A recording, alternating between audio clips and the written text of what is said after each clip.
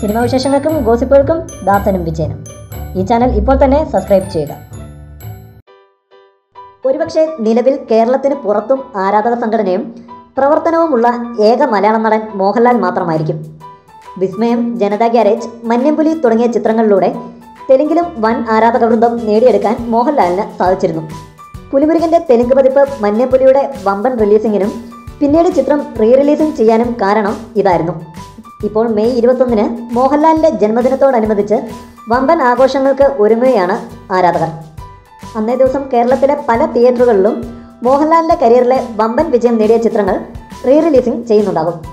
നരസിംഹം, സ്ഫടികം, ചോട്ടാ മുംബൈ തുടങ്ങിയ ചിത്രങ്ങളാകും കേരളത്തിലെ തിയേറ്ററുകളിൽ റിലീസിംഗ് ചെയ്യുക. എന്നാൽ ഇത്തവണ കേരളത്തിനോടൊപ്പം തെലുങ്കിലും മോഹൻലാലിൻ്റെ ജന്മദിനത്തോടനുബന്ധിച്ച് ഒരു മോഹൻലാൽ ചിത്രത്തിൻ്റെ സ്പെഷ്യൽ ഷോ ഉണ്ടാകും.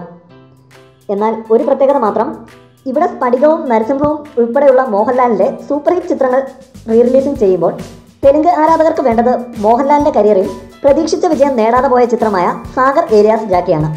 ഒരു സ്റ്റൈലിഷ് ചിത്രമായതിനാലാണത്രേ സ്ഫടികവും നരസിംഹവും മാറ്റി നിർത്തി തെലുങ്ക് ആരാധകർ സാഗർ ഏലിയാസ് ജാക്കി തിരഞ്ഞെടുക്കാൻ കാരണം. ജൂനിയർ NTR ഫാൻസും മോഹൻലാൽ ഫാൻസും സഹകരിച്ചാണ് സാഗർ ഏലിയാസ് ജാക്കി സ്പെഷ്യൽ ഷോ ഒരുക്കിയിരിക്കുന്നത്.